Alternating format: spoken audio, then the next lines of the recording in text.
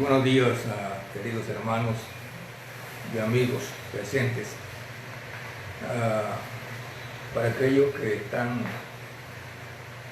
viendo por Instagram, un saludo a todos los hermanos también de otras iglesias, amistades, amigos. A todos gracias por estar con nosotros cada domingo. Esta mañana les invito a abrir sus Biblias en el Evangelio según San Lucas, el capítulo 24, y el versículo 13 al 35. Es una historia muy interesante. Y empiezo leyendo el verso 13. Dice: el camino a Emaús. Y aquí dos de ellos iban el mismo día a una aldea llamada Emaús, que estaba a 60 estadios de Jerusalén, e iban hablando entre sí de todas aquellas cosas que les había acontecido. Sucedió que mientras hablaban y discutían entre sí, Jesús mismo se acercó y caminaba con ellos, mas los ojos de ellos estaban velados, para que no le conociesen. Y les dijo: ¿qué pláticas son estas que tenéis entre vosotros mientras camináis? ¿Y por qué estáis tristes? Respondiendo uno de ellos, que se llamaba Cleofás, les dijo: ¿eres tú el único forastero en Jerusalén que no has sabido las cosas que en ellas han acontecido en estos días? Entonces él les dijo: ¿qué cosas? Ellos le dijeron: de Jesús Nazareno, que fue varón profeta, poderoso en obra y en palabra de Dios y de todo el pueblo, y cómo le entregaron los principales sacerdotes y nuestros gobernantes a sentencia de muerte y le crucificaron. Pero nosotros esperamos que él era el que había de redimir a Israel, y ahora, además de todo esto, hoy ya es el tercer día que esto ha acontecido. Aunque también nos han asombrado unas mujeres de entre nosotros, las que antes del día fueron al sepulcro. Como no hallaron su cuerpo, vinieron diciendo que también habían visto visión de ángeles, quienes dijeron que él vive. Y fueron algunos de los nuestros al sepulcro, y hallaron así como las mujeres habían dicho, pero a él no le vieron. Entonces él les dijo: insensatos y tardos de corazón para creer todo lo que los profetas han dicho. ¿No era necesario que el Cristo padeciera estas cosas y que entrara en su gloria? Y comenzando desde Moisés y siguiendo por todos los profetas, le declaraba en toda la escritura lo que de él decía. Llegaron a una aldea llamada donde iban, y él hizo como que iba más lejos, mas ellos le obligaron a quedarse, diciendo: quédate con nosotros, porque se hace tarde y el día ya ha declinado. Entró pues a quedarse con ellos, y aconteció que, estando sentado con ellos a la mesa, tomó el pan y lo bendijo y lo partió y les dio. Entonces le fueron abiertos los ojos y le reconocieron, mas él desapareció de su vista. Que se decía el uno al otro: ¿no ardía nuestro corazón en nosotros mientras nos hablaba en el camino y cuando nos abría las escrituras? Versículo 33. Levantándose en la misma hora, volvieron a Jerusalén y hallaron a los 11 reunidos, y a los que estaban con ellos, que decían: ha resucitado el Señor verdaderamente y ha aparecido a Simón. Entonces ellos contaban las cosas que les había acontecido en el camino y cómo le habían reconocido al partir el pan. Oremos. Padre nuestro que estás en los cielos, te alabamos y damos las gracias esta mañana, porque Jesús no está muerto. Él está vivo y a la diestra de Dios, Padre Todopoderoso. Esta mañana pedimos tu presencia y tu dirección para todos los oyentes, y que tu palabra tenga sentido, propósito por la cual nos has puesto aquí para proclamar tu palabra. Que tu palabra no sea mi palabra, sino también tu palabra para todos los oyentes. Oramos también por todos los oyentes en donde se encuentren. Oramos también tu presencia en estos momentos con tu siervo. En Cristo oramos siempre. Amén. He puesto un título al mensaje y lo he titulado El camino a Emaús.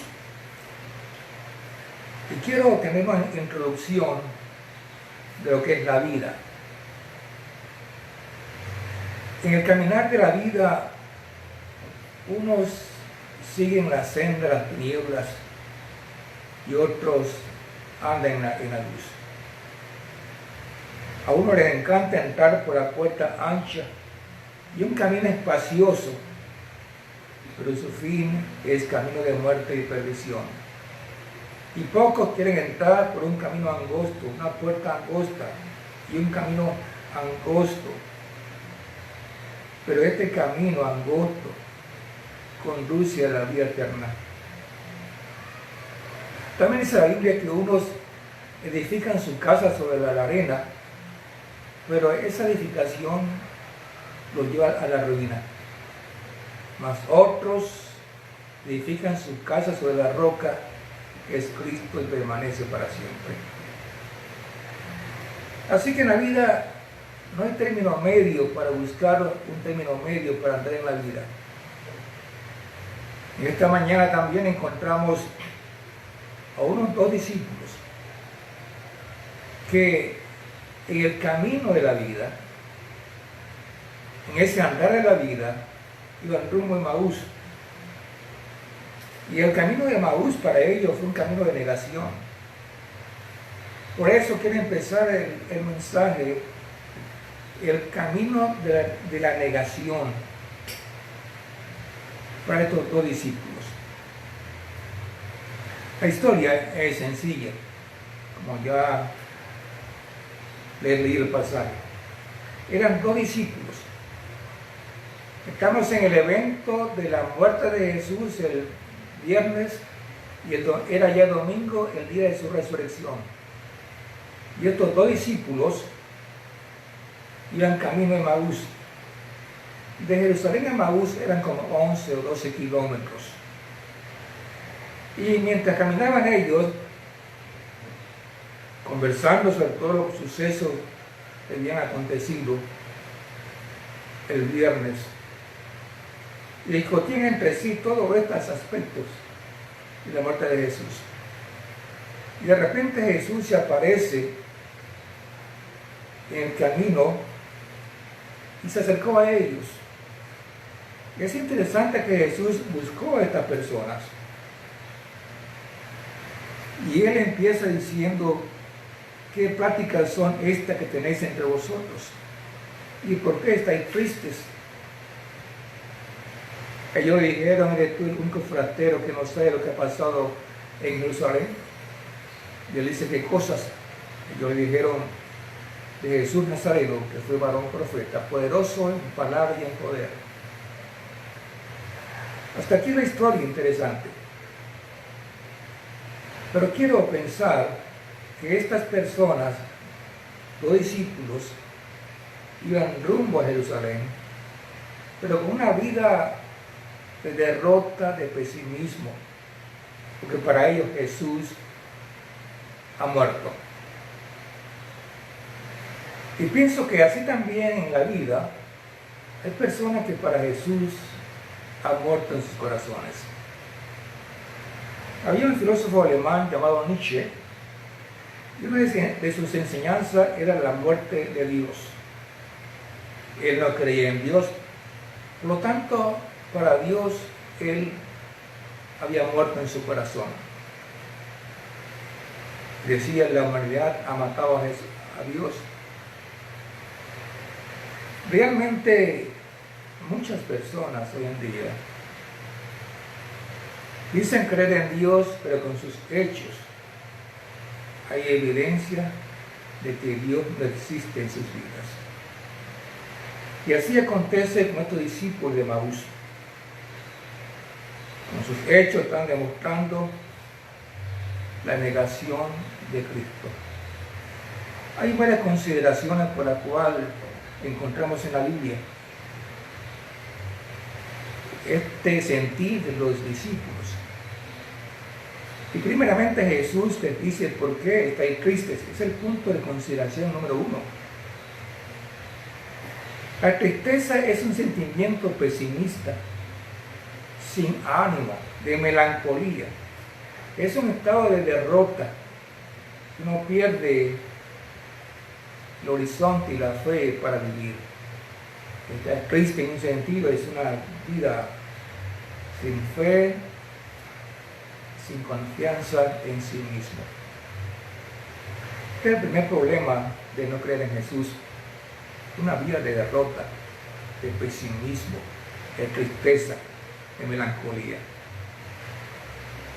El segundo punto de una vida sin Cristo, que Jesús ha muerto, es la falta de esperanza.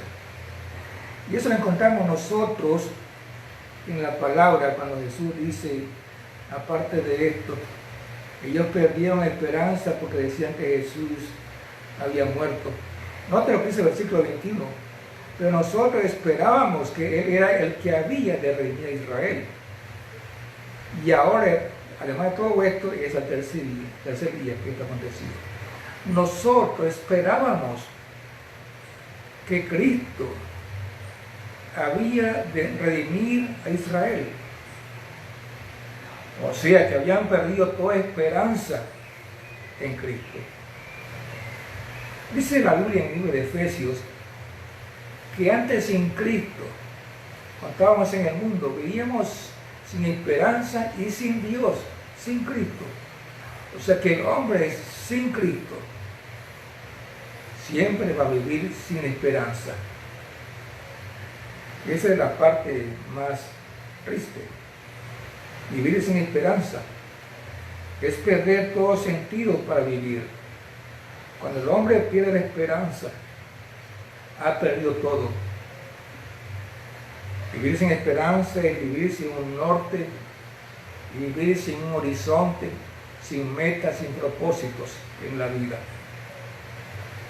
Esto es vivir sin esperanza, perder un sentido de vivir.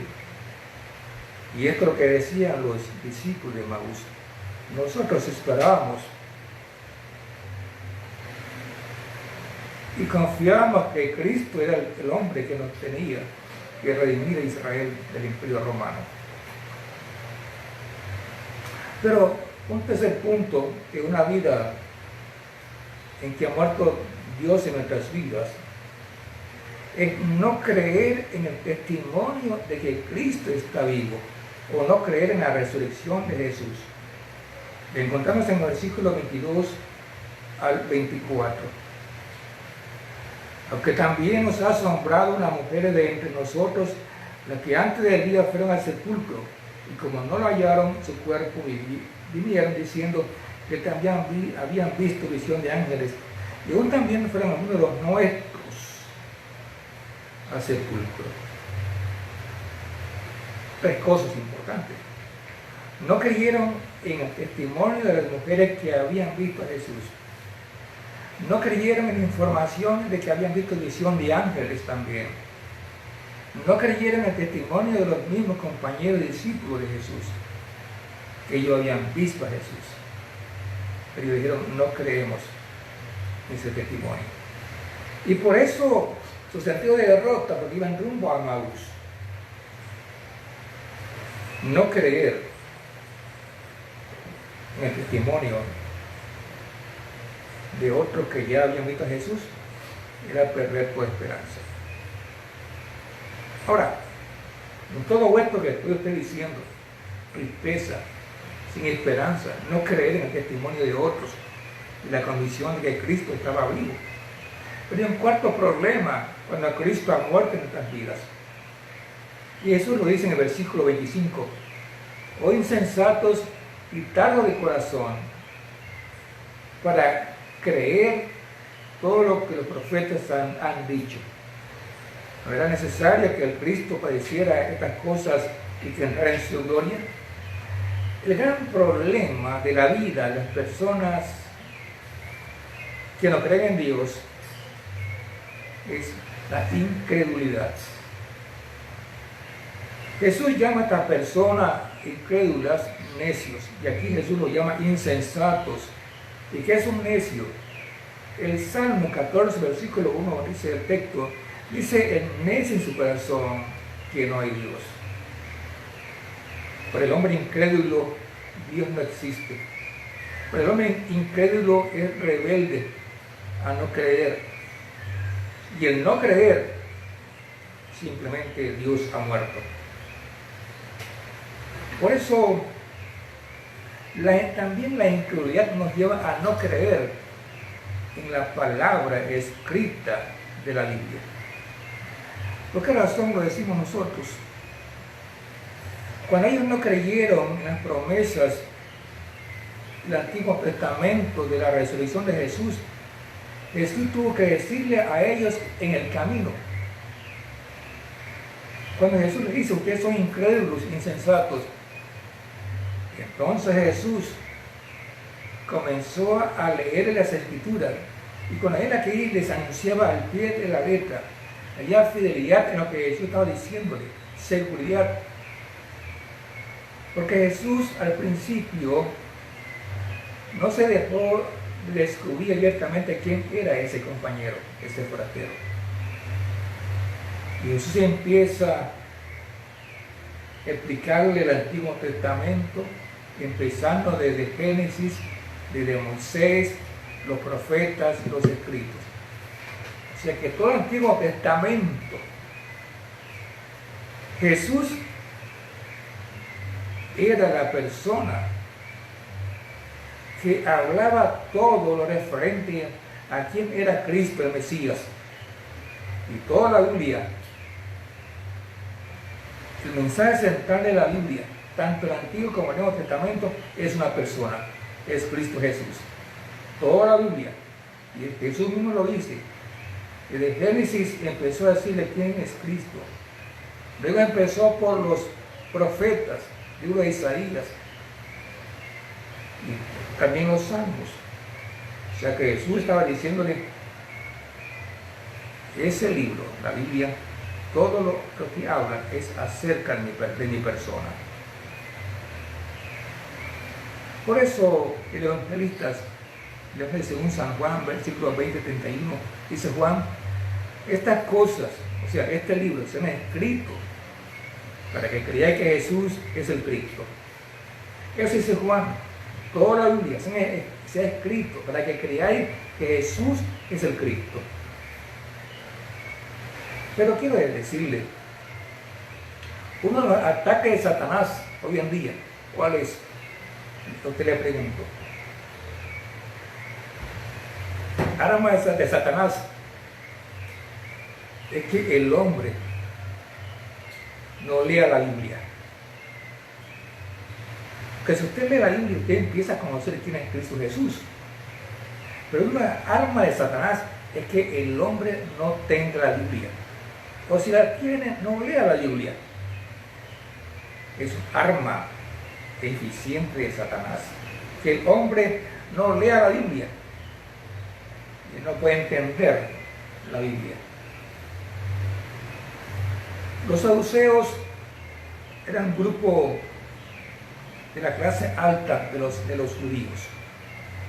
Y hice una pregunta a Jesús acerca del matrimonio. Había una mujer que murió su esposo. Eran 7 hermanos y todos murieron. O sea que la mujer no dejó descendencia. Murió el primer hermano, el segundo hermano, el tercero, cuarto, quinto, sexto y séptimo hermano. Y ellos le preguntaron a Jesús en el cielo: ¿de quién será esposa esta mujer? La respuesta de Jesús fue esta: no erráis esto, porque ustedes ignoran las Escrituras y el poder de Dios. Aunque ellos conocían la Biblia de los saduceos, pero estaban ignorando las Escrituras y el poder de Dios. Había un filósofo francés llamado Voltaire, no sé si ustedes lo han oído. Voltaire decía en sus comentarios que la Biblia iba a desaparecer y al final de los tiempos simplemente sería un libro de mitos, nada más. Pero cuando murió este filósofo Voltaire, la Sociedad Bíblica Francesa compró su casa y su imprenta. Y este hombre que no creía en la Biblia, su casa fue el lugar en que se imprimió la primera Biblia para Francia y Europa. Nadie puede luchar contra la palabra de Dios. Es la palabra de Dios. Por eso, estos discípulos están perdiendo su esperanza de creer en la palabra de Dios en ese momento. Y Jesús se les revela a ellos la importancia de leer todos los referentes de quién es Cristo en la Biblia. Si usted tiene Biblia, empieza a leerla, a descubrir quién es Cristo Jesús. Ese es el primer punto de nuestra conferencia. La negación de Cristo Jesús. O sea que Jesús ha muerto en su vida. Y cuando los discípulos, ya en un sentido pesimista de derrota, van rumbo a Emaús.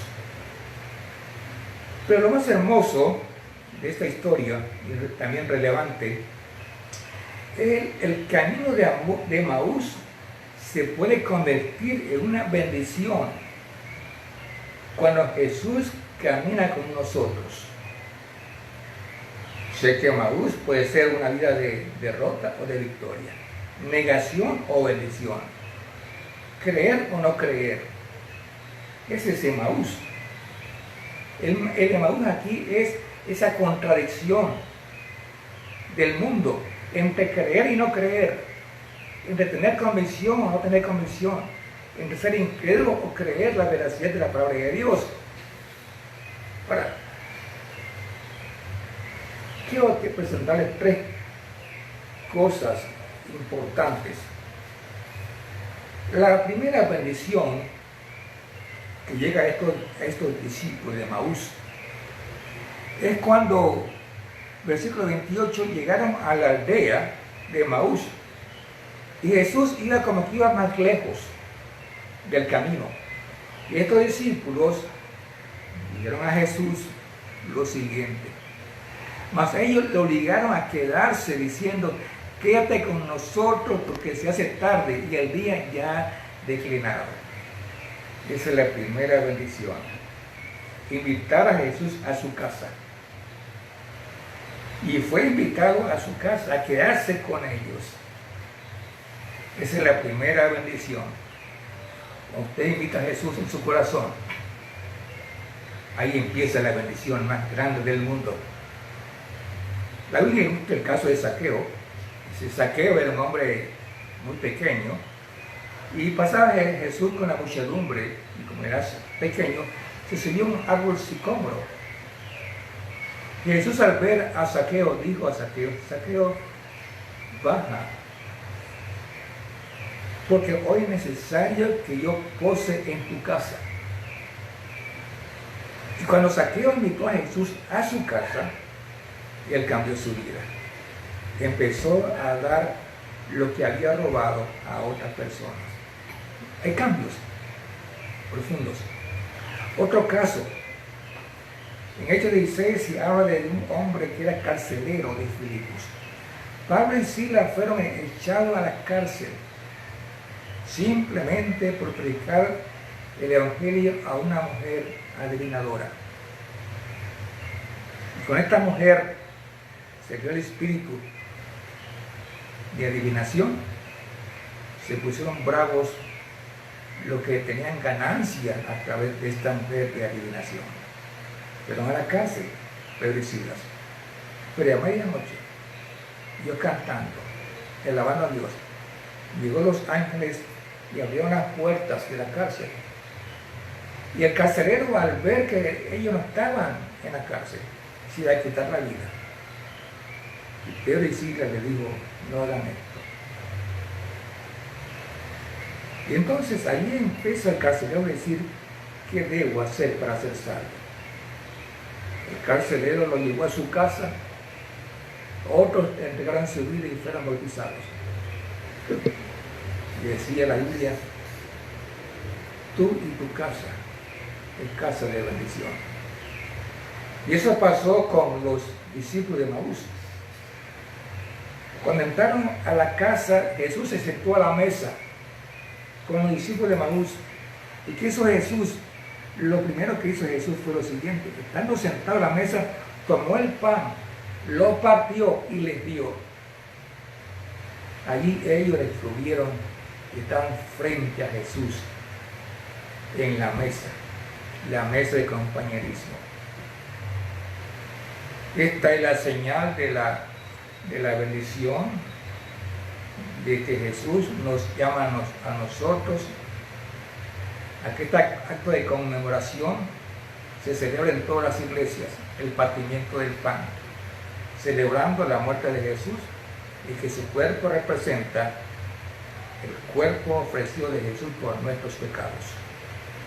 Y aquí se puede decir que se celebra la primera cena del Señor con los discípulos de Maús en un sentido simbólico. Pero Jesús se da a conocer a través de la señal del partimiento del pan. Y este encuentro, ¿por qué es este encuentro? Simplemente porque invitamos a Jesús a nuestras casas. La casa, pues, es casa de bendición o casa de perdición. Ahora, otra bendición que encontramos nosotros es que los ojos que estaban velados al principio, el versículo 31 dice, entonces le fueron abiertos los ojos y la reconocieron, mas él desapareció de su vista. Qué hermoso que Jesús se da a conocer cuando le buscamos nosotros, o Jesús se da a conocer cuando estamos tristes e ignorantes de la palabra de Dios.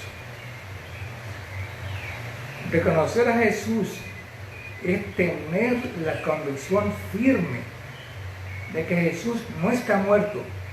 Ellos reconocieron cuando le vieron que ese Jesús no está muerto, está vivo entre los muertos. Estando nosotros en ese lugar, pienso que ellos dejaron todo el temor, el miedo, la desesperanza, la tristeza, la congoja, el pesimismo, la derrota, la incertidumbre y su incredulidad, y creyeron firmemente en Jesús. Ustedes conocen la historia de Tomás. Tomás fue incrédulo, no creía en la resurrección de Jesús.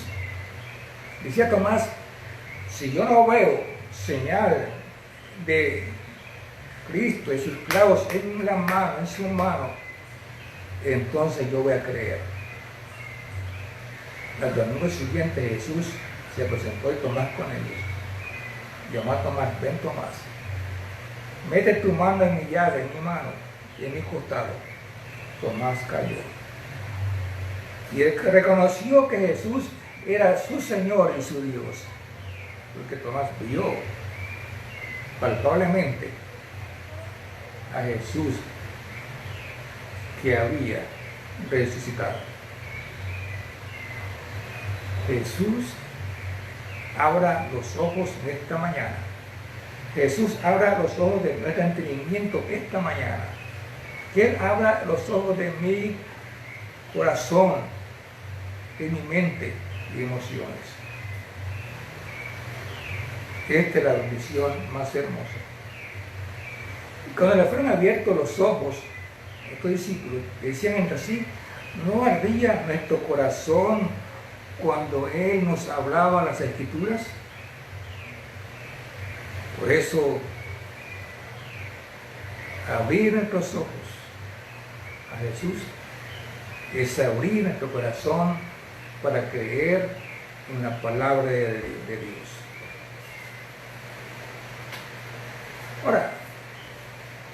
para ir terminando el mensaje esta mañana, hay un punto de encuentro aquí. Y yo llamaría el tercer punto de discusión del mensaje. Cuando una persona encuentra a Jesús, ¿qué hace? Cuando una persona encuentra a Jesús en su corazón, en su mente, en su emoción, hay cambios profundos y radicales en esa persona. Con una persona Jesús se descubre quién es. Cuando esa persona reconoce que Jesús es el Cristo, ¿qué puede hacer uno entonces? Dar a Dios las gracias por esta gran bendición. Una de las primeras cosas que hacen estos discípulos es enseguida regresar y volver a Jerusalén. ¿Y para qué cosa? Para anunciar lo que ya habían visto y oído. Y fueron a Jerusalén a dar testimonio de lo que había hecho Jesús en el camino rumbo a Emaús. Y eso es lo más interesante. Es un cambio en su vida. Cuando uno tiene a Jesús en su corazón, en un sentido, ir a Emaús era la derrota. Volver a Jerusalén era la bendición. Y allí encontraron a 11 discípulos reunidos. Y entonces el versículo 34 dice que Jesús ha resucitado verdaderamente y ha aparecido a Simón Pedro. El 35, entonces ellos contaban las cosas que les había acontecido en el camino y cómo le habían reconocido al partir el pan. Llegaron a la convicción que Jesús no estaba muerto. La convicción de comprobar que Jesús estaba vivo en ese momento. Y en estos tiempos Jesús está a la diestra de Dios Padre Todopoderoso. Quiero concluir con lo siguiente. En esta vida nada más hay dos opciones, dos caminos, un camino ancho y un camino angosto. Un camino de la negación y la incredulidad es un camino de la muerte. Pero también hay otro camino, el camino de bendición, de estar con Jesús, caminando junto a Jesús. Por eso, lo más importante de este mensaje, hacer lo que hicieron los discípulos de Emaús, invitar a Jesús a quedarse con ellos. Es lo primero que hay que hacer nosotros, invitar a Jesús a que se quede con nosotros. También, en segundo lugar, Jesús da demostración de quién es Él. Jesús demostró con el partimiento del pan la señal de su resurrección. Y al tercer punto, los ojos abiertos. Abiertos. Quiero decirle que nosotros, en estos tiempos que estamos viviendo de cuarentena en nuestras casas, estamos viendo lo que pasa en el mundo. El mundo está despertando. El mundo está reconociendo el poder de Dios. El mundo está reconociendo el poder de sanidad y salvación. El mundo está reconociendo que solo Dios tiene el poder para la vida. El mundo reconoce que hay que clamar a Dios en oración porque solo Dios es el único Dios de poder para dar sanidad y salvación. Y por eso encontramos nosotros la sed del mundo de que solamente Dios puede darnos sanidad para este virus. Por eso es importante que para que la iglesia entienda, cuando volvamos a la iglesia, y ojalá que sea pronto, no podemos ser los mismos de siempre. Tenemos que reflexionar y reconocer que Cristo está con nosotros. Y por eso que mi relación con Jesucristo sea más firme y más convincente para que nuestra fe crezca y podamos servirle de todo corazón. Ese es un punto importante. Pero también quiero decirle a toda persona, a los oyentes esta mañana, que es importante que tome el consejo de los discípulos de Emaús y decirle a Jesús esta mañana: Señor Jesús, quédate conmigo esta mañana. Abre mis ojos y mi corazón para creer que tú eres el Cristo. Simplemente es una invitación personal, una confesión de fe. Y pídele a Dios que le perdone sus pecados. Y Él va a abrir la puerta de su corazón, va a abrir los ojos de su corazón, de su entendimiento. Y usted va a tener la firme convicción de creer quién es Cristo Jesús. Porque estamos viviendo tiempos difíciles. Hoy es el tiempo aceptable para buscar a Dios y confesarle a Jesús. Como estos discípulos de Emaús, quiero que tú abras mi entendimiento, abras mi corazón y quédate conmigo en mi casa y con todo en mi casa, y que mi casa sea casa de bendición. Si usted ha entendido este mensaje, que es el Espíritu Santo que nos ilumina a nosotros a entenderlo, el mensaje tiene el propósito de dar a conocer que Jesús no está muerto, aunque muchos así lo consideran. Jesús no ha muerto, está vivo de entre los muertos y reina hoy y para siempre. Dios le bendiga ricamente. Y quiero decirle entonces un saludo a todos los hermanos también de Canadá que nos están sintonizando, a otras iglesias también de Panamá, y también a todos los oyentes y a nuestra iglesia. Muchas gracias, muchas gracias. Estamos contentos con ustedes que nos sintonizan domingo tras domingo, no solo de nuestra iglesia, también de otras iglesias, y por eso damos las gracias a Dios. El mensaje se da a conocer a todos ustedes. Les esperamos el día miércoles a las 7 de la noche en el culto de oración. Bendiciones a todos ricamente. En Cristo oramos también. Vamos a orar.